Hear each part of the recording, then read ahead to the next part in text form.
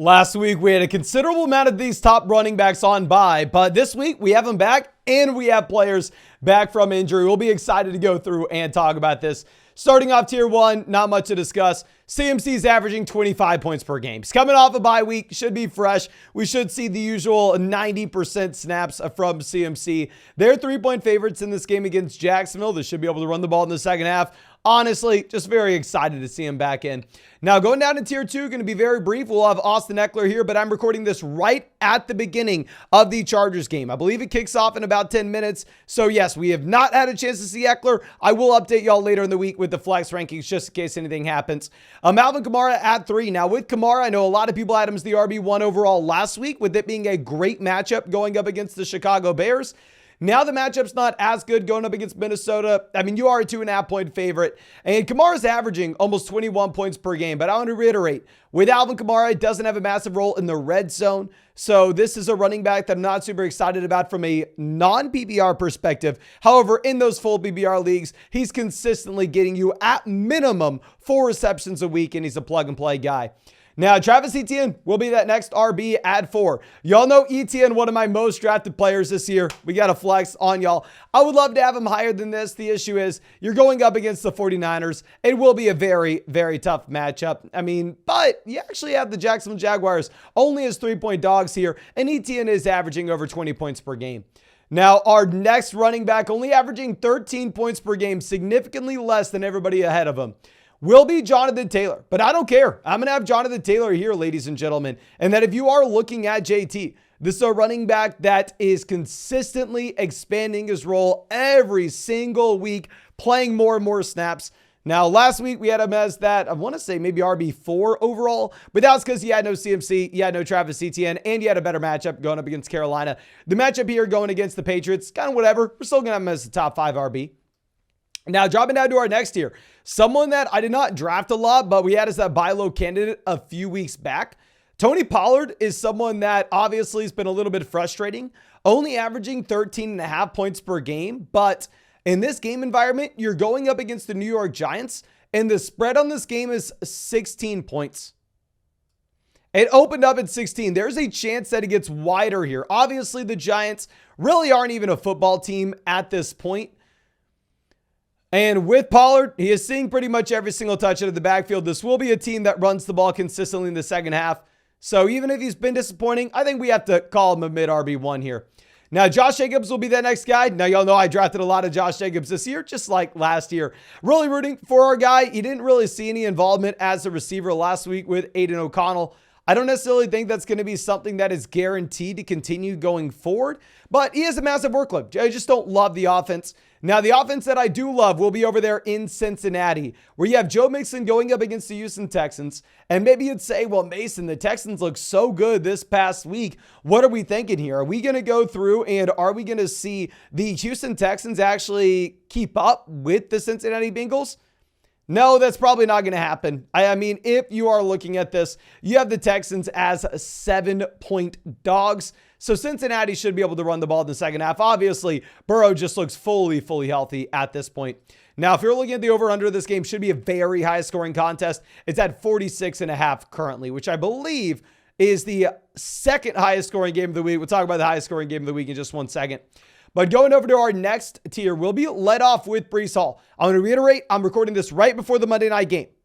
Breece Hall will be going up against the Raiders. So I think in general, that's a good matchup. I think what we've seen from Breece Hall is he's getting involved as a 3-down bell cow, and he has the usage as a receiver. Now, of course, I'm putting myself at a little bit of a risk in saying this before the game, but I think we can say probably the Jets offense is something that we're not excited about, though, which is why we're going to have a little bit lower. I mean, the over-under of this game right now is 36.5 points. But our next team will be the New York Giants with Saquon Barkley going up against the Dallas Cowboys. Going back to what we were talking about previously, it is a wild situation that we have in New York, where y'all know if we were looking at what we had with the Cardinals last week, we were saying nobody was startable with Arizona, just given the fact that, hell, at the end of the day, you were going to be looking at a team that had an implied team total fewer than 13 points. Now looking at this, the New York Giants have an implied team total of 11 points in this game, 11.25. So to be honest with you, I'm sorry. I actually have to move Saquon Barkley a little bit lower than this, even if I hate to. I drafted a lot of Barkley. Did not expect the offense to be this bad.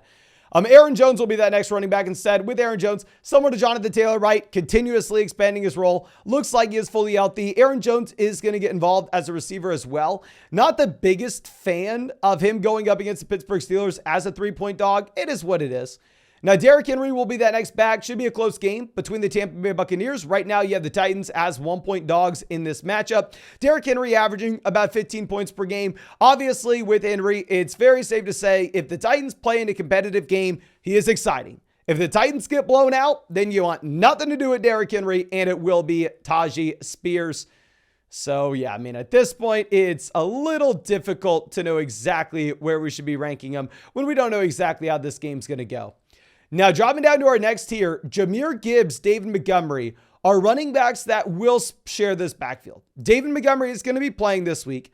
This has the highest over-under of any game in the NFL this week currently, where you actually have it at 48.5 points, and you have the Detroit Lions with a 25-point implied team total.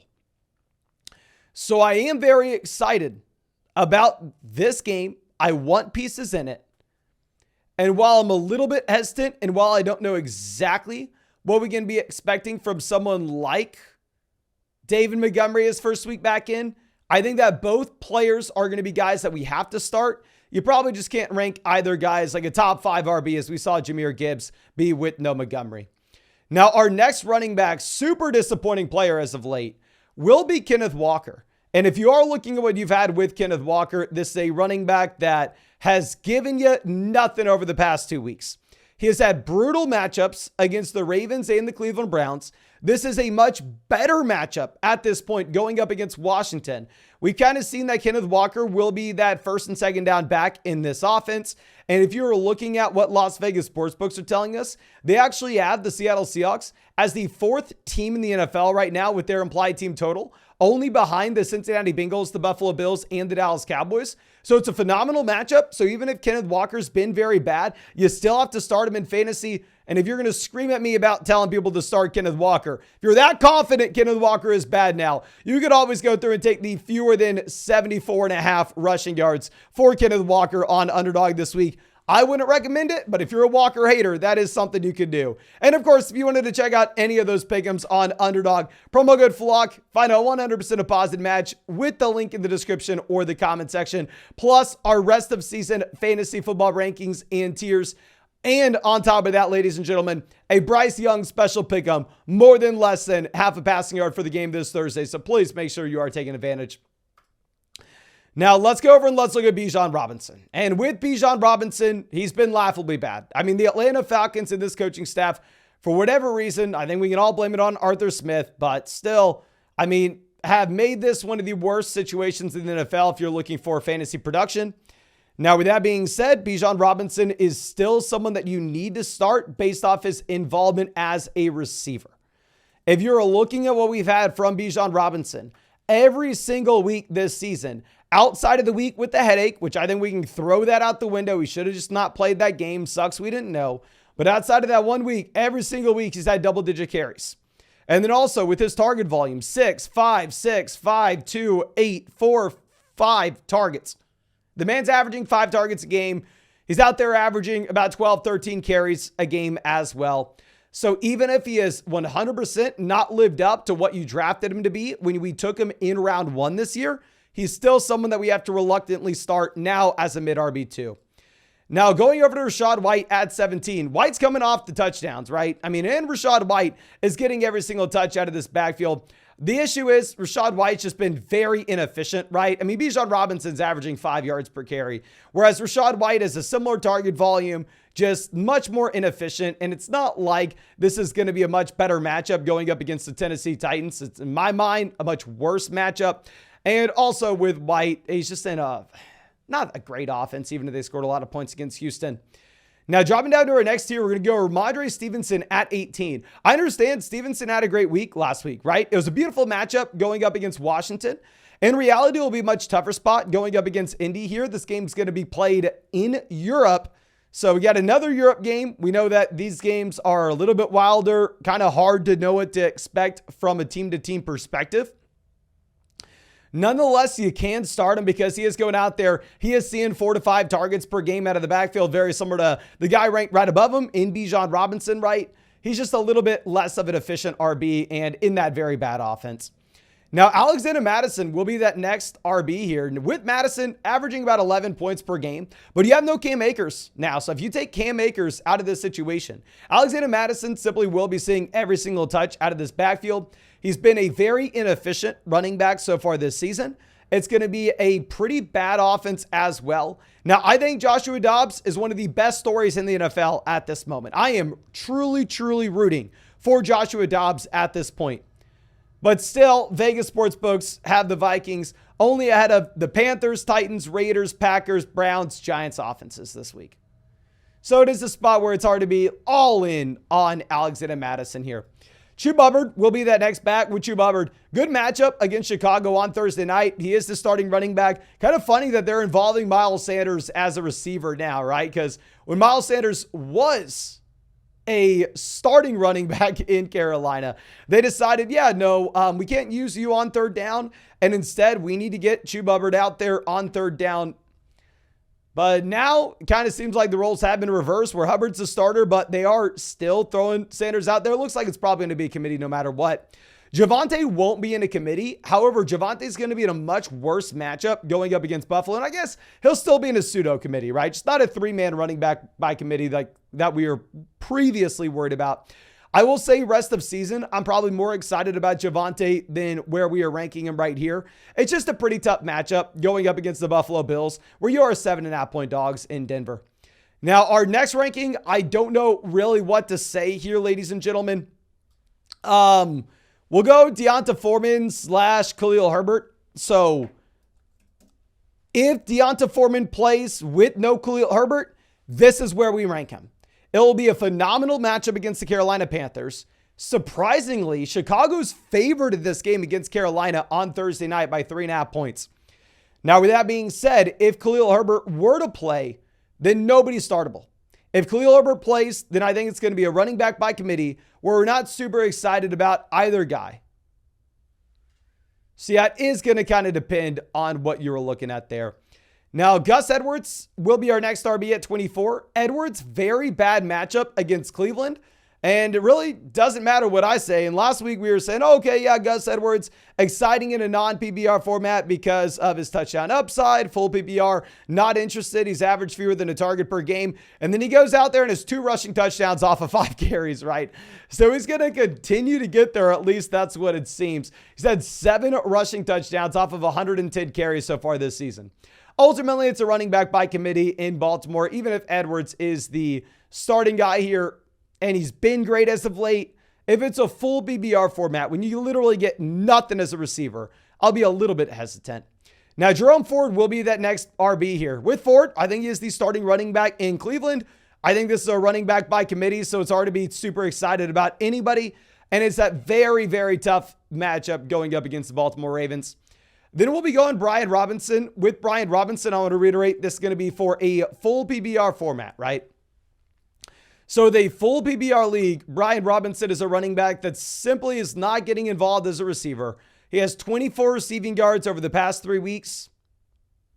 He gets there with the rushing touchdown against New England, but they won in that game against New England. The game environment will be a little bit worse here. As we already mentioned, you actually do have the Seattle Seahawks as 6-point favorites in this contest.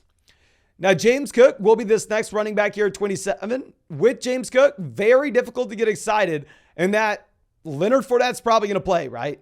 So if Fournette plays, this is going to go back to being a 3-man running back by committee where I would expect James Cook to be the starter, but ultimately we're not super, super excited about it. He did have 4 targets past week, only 6 rush attempts. It's a very good matchup against Denver. Honestly, I mean, when we update this with our flex rankings later in the week, I may actually move James Cook lower than this. It's just very hard. I mean, you're in a great offense and you're in a great matchup. Now, Jalen Warren, Najee Harris will be our next 2 guys. I'm going to reiterate these guys and throw in Kareem Hunt, throw in Zach Moss, throw in Tyler Algier. They are all the same to me. They are all running backs that you have to rank higher than this rest of season. And you have to be excited about them and what they could do if there was an injury in their respective backfield. But with that being said, we need to be realistic in that they are all seeing a limited role. And without that injury in their backfield, they're not that exciting. If you're desperate, say Raheem Mostert was your starting running back, he's on bye and you need someone, then sure, go out there and start Jaylen Warren. Do I feel comfortable with it? No. I'm excited to roster him because if Najee Harris goes down, then he's a must-start running back. I'd say the same thing with Najee. I'm excited to roster him because if Jaylen Warren goes down, then, Najee's a must-start RB. Same thing, Kareem Hunt. If you have Jerome Ford going down, Kareem Hunt's a must-start running back. Zach Moss. If you have Jonathan Taylor going down, Zach Moss is a must-start running back. Tyler Algier. If you have Bijan Robinson going down, Tyler Algier is a must-start running back. And then we'll throw Devin Singletary here at the very end. So it'll be something you have to continue to monitor as the week goes on. So just make sure you are subscribed to the channel if you have not done so already. If you have no Dameon Pierce, I think that Devin Singletary will actually rise to the top of this tier. And we'll put Devin Singletary, no, we're going to just put him with a question mark just because we don't know the status of Dameon Pierce just yet. And I really do not want anybody screaming at us because they started Devin Singletary even if Dameon Pierce played.